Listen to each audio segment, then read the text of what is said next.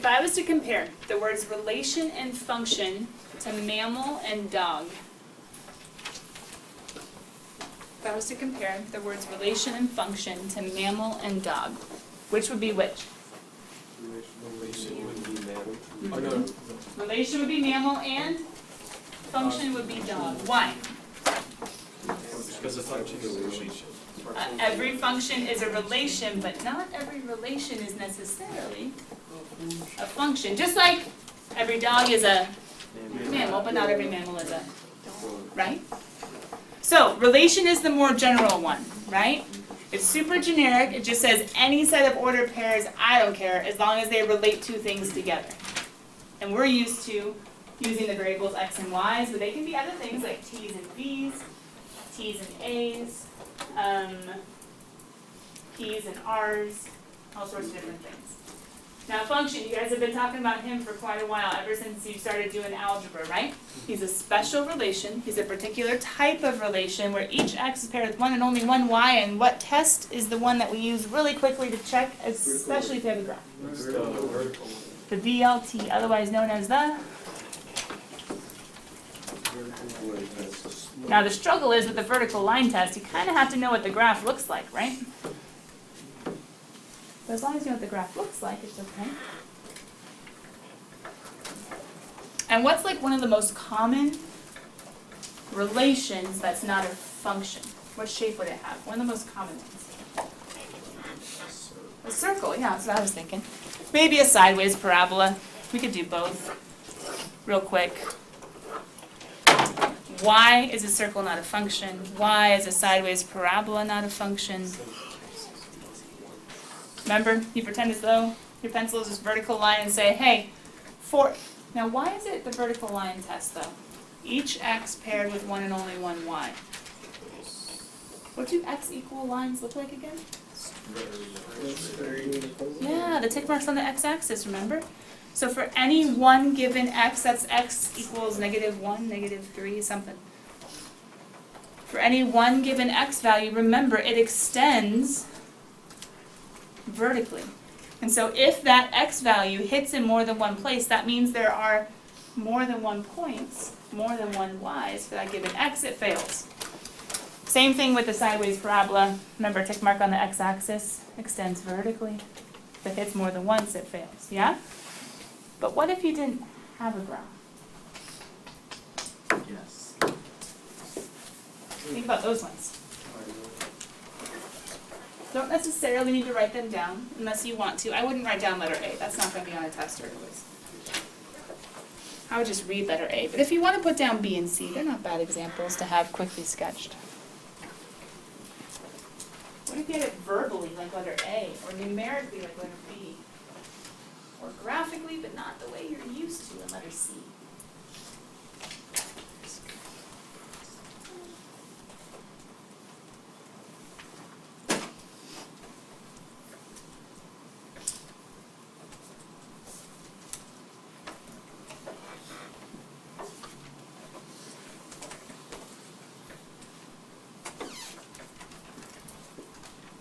Try to make a quick judgment call.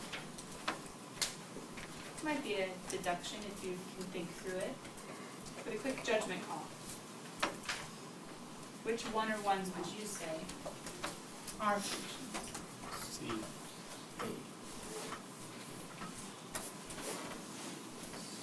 Who's brave enough to give me one with a reason why, not just a letter? Caleb, go ahead. B, because there's two twos and X, the input values. So is that a reason for a yes or a no? Is it It's a, a function. it's a no. Good. It's not a function. Because we have two x's mapping to different y's. So if we were to graph it, we would have our 2 with a 10 and with an 11. They're right on top of each other. That would fail the vertical line test. So we could take a table and think about it graphically, or we just learn to look for, hey, are there repeated x's with different y's? Now it's not a function, but what would it still be called? Relation. Yeah, it could still be a relation. It's just not a function. Okay, who else has an answer for A or C with the reason why? I need to start getting my app out. Ricky, go ahead. C is, Okay. is function because it passes the vertical line. Yeah, even though they're just individual points, we could still say there's only 1 point per x value, 1 point for 2, 1 point for 1, 0, negative 1, 2. So yeah, doesn't look normal. In the sense that they're not connected, it's like a stat plot, but yeah, it's a function. All right, A, do we have any government people out there? I'm going to go ahead and just put something on an XY axis while some of you are still trying to ponder what on earth they're asking. I know you guys are mostly juniors or sophomores. A few seniors or a few people interested in politics. Output value is the number of senators. Input value is the number of representatives. Which one changes and which one stays the same? Every state has how many senators? 2. Mm-hmm. Does it matter how many representatives? No. So what kind of function would that be? Actually is a function. It is. So it passes the vertical line test. Now technically, if a state had 0 representatives, it probably wouldn't have any senators. So that means it doesn't really have a population. But maybe we'll put a little hole right there. It'd probably be more like this, would be a little bit more, because you can't really have like 1.5 representatives, that'd be kind of awkward. But still, is it going to pass? Yeah. Every single x is going to have the exact same y, so it doesn't really make a difference. So even though it's a little bit weird and out there, it's a function too.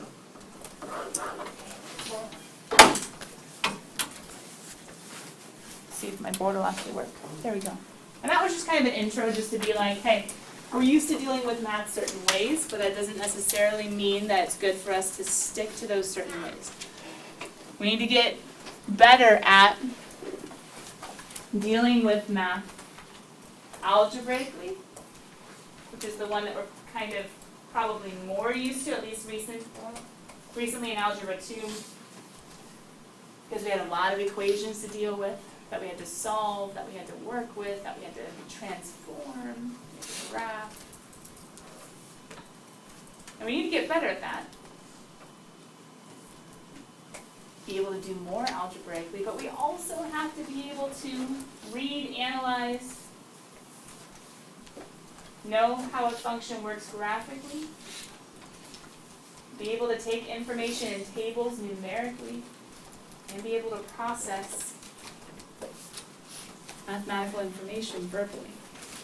Now my descriptions for these are super easy, right? Like, graphically. Oh, hey, it involves what? Graphs. Yeah. I've kind of given a few hints about numerically. You guys figure out numerically pretty much what are we dealing with? Charts. Numbers, tables, yeah. Like stat plots, lists, compiling data. Where do you usually like compile a lot of data? When you're probably doing a Survey. maybe a survey? If you're in like a statistics class, we don't have one this year. What other class could you be compiling data? Biotech. Biotech? Yeah, possibly. You're doing a lot of research in there at least, or at least. So like science labs, right? Aren't you compiling data sometimes? Maybe in chem or in bio. Just depends. Physical science, but that was a while ago for you guys. Verbally, that's silly. It's going to be with words. But question, why do we kind of not like the problems with words in math class? Keep English where it belongs. Oh dear. Understand what you're saying. Because the struggle between English and math is in a way, they're kind of two different languages.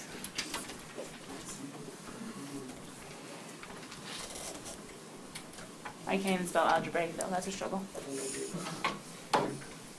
Don't worry, I've been using the wrong words all day. If they give an information to us with words or verbally describing what's going on, we have to take that information and process it and try to translate it into something we're more familiar with mathematically. Like equations, maybe even graphs, probably not tables. There's not really a need to translate words into tables because tables are data that we're trying to compile. And algebraically, almost always with some sort of equations. We don't really need to go back and spend a lot of time on thinking through, because you guys can pretty much look at them, right? And figure out the senator thing? Oh yeah, that was verbally, right?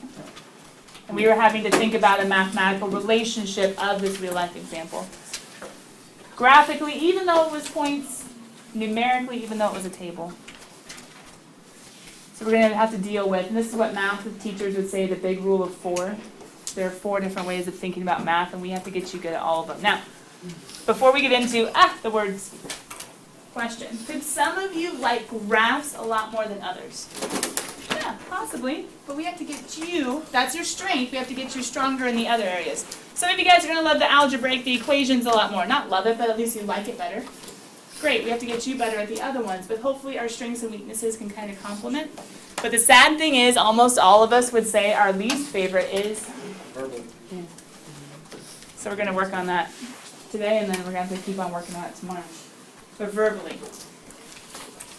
One of the keys to thinking about verbally, and let me bring this down. My projector needs to be adjusted a bit. But right now I can help you guys out.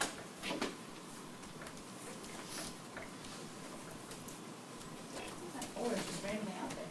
He's supposed to be in here. Oh, that's close. One of the keys to translating into algebraic is being able to figure out the independent and dependent variables. Mrs. Leon helps with this, but I have to help with this too. Independent and dependent variables.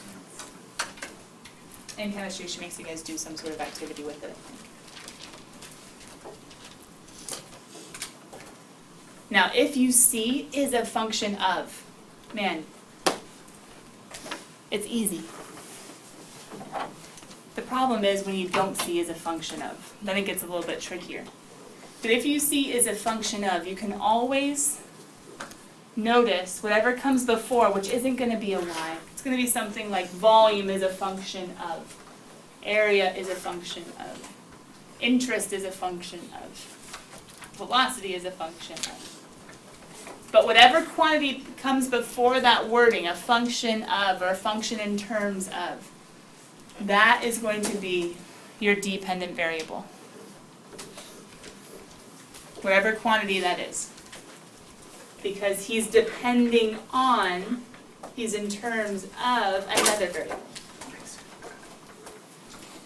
So whether you see depends on, whether you see is a function of, is a function in terms of, that's always, always, always going to be the dependent variable. And whatever it's dependent on, whatever it's in terms of, it's going to be the independent. Now that's just how to read and figure out who's who. Figure out which one to make the y and which one to make the x. But the problem beyond that is sometimes they're not going to give you an equation. You're going to have to figure out the equation based on the wording they give you. And figure out the relationships in the wording they gave you. And so that's why at the beginning of tomorrow, people getting out early, lame. We're going to take something like this and we're going to be like, aw, stink. We can see function of, so we'll know who's y and who's x, but then we have to think about volume of a cylinder. Is that something I should know? Well, you should have known at some point. But then guys, just a quick peek. We're going to get into some stuff a little bit more mathematical. It's not all word problems. Kiddos, favorite online tutor, make sure to do that tonight. Maybe start 1.4, but if you need to, catch up first. Bye guys, see you later.